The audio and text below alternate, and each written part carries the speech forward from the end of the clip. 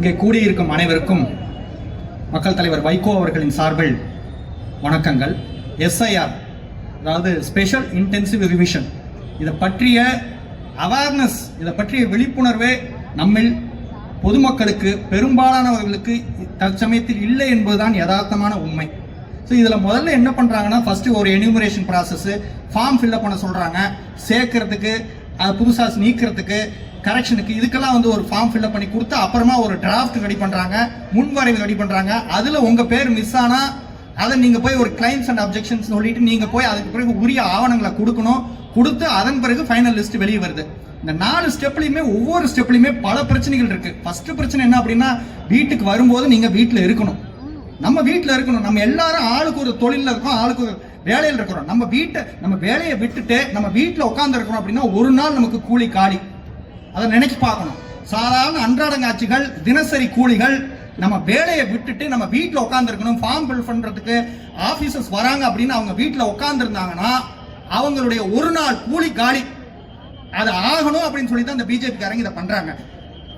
அவங்களுக்கு ஓட்டு இருந்தா என்ன, இல்லாட்டி என்ன அப்படிங்கிறது அவங்களுடைய எண்ணம். ரெண்டாவது, வெளிமாநிலத்தில் வெளிநாட்டில் எத்தனையோ வேலைகள்ல இருக்கிறவங்க இந்த பிரச்சனைக்காக வந்து இங்க வந்து அவங்களுடைய ஃபார்மை ஃபில்அப் பண்ணி கொடுக்க முடியாது. இது ஒரு பிரச்சனை. ரெண்டாவதா, டிராஃப்ட் வந்துருச்சு, டிராஃப்ட்ல நம்ம பேர் இல்லை அப்படின்னா நம்ம தான் நம்மளுடைய ஆதாரங்களை எடுத்துட்டு போகணும். ஆதார் கார்டோ மற்ற எல்லா கார்டையும் எடுத்துட்டு போய் நம்ம கொடுக்கணும். அதுவும் போன முறை பீகார்ல நடந்தப்ப ஆதார் கார்டு ஏத்துக்க மாட்டேன்ட்டாங்க. Supreme court Aadhaar card accept பண்ணிக்கலான் இருக்கு. நம்ம தான் எடுத்துட்டு போய் அலையணும், ஆபீஸ்க்கு போகணும், வேலையை விட்டுட்டு சுத்தணும், இது எல்லாம் பண்ணணும். இதுக்கெல்லாம் அப்புறம் தான் நம்மளுடைய ஓட்டு உறுதியாச்சுன்னா ஃபைனல் லிஸ்ட்ல நம்ம பேர் வரும். இது எதை காட்டுது அப்படின்னா, இது ஒரு மாடர்ன் சனாதன் தர்மா. சனாதன் தர்மானா என்ன அப்படின்னா, இவன் தான் இதை தான் செய்யணும், இவன் இதை செய்யக்கூடாதுங்கிறது அந்த கடமையை தான் சனாதன் தர்மான்னு சொல்றாங்க. அது மாதிரி இவங்களுக்கு ஓட்டு இருந்தா என்ன, இல்லாட்டி என்ன, அன்றாடங்காட்சிகளுக்கு ஓட்டு இருக்கக்கூடாது, தினசரி கூலிகளுக்கு ஓட்டு இருக்கக்கூடாது, மைக்ரண்ட் பீப்புளுக்கு, அதாவது ஒரு இடத்துல வந்து இன்னொரு இடத்துக்கு போனவனுக்கு ஓட்டு இருக்கக்கூடாது, நாலாவதா மைனாரிட்டிஸ்க்கு இருக்கக்கூடாது, பெண்களுக்கு இருக்கக்கூடாது, இளைஞர்களுக்கு இருக்கக்கூடாது என்பதுதான் இதனுடைய பின்னணியில் இருக்கும் பாரதிய ஜனதாவின் சூழ்ச்சி. இதை நாம் புரிந்து கொள்ள வேண்டும். பீகார்ல 65 லட்சம் வாக்காளர்கள் நீக்கப்பட்டிருக்கிறாங்க. அது உறுதி செய்யப்பட்டது. அவங்க எல்லாம் எலிஜிபிள் ஓட்டர்ஸ்.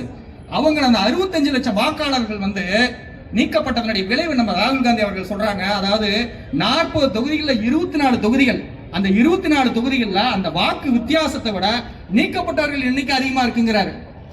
வாக்கு வித்தியாசத்தை விட நீக்கப்பட்டவர்கள் எண்ணிக்கை அதிகமா இருக்குன்னா என்ன அர்த்தம் அப்படின்னா, அந்த வாக்குகள் அந்த நீக்கப்படாமல் இருந்திருந்தால் அந்த தொகுதியினுடைய ரிசல்ட்டே மாறி இருக்கும்.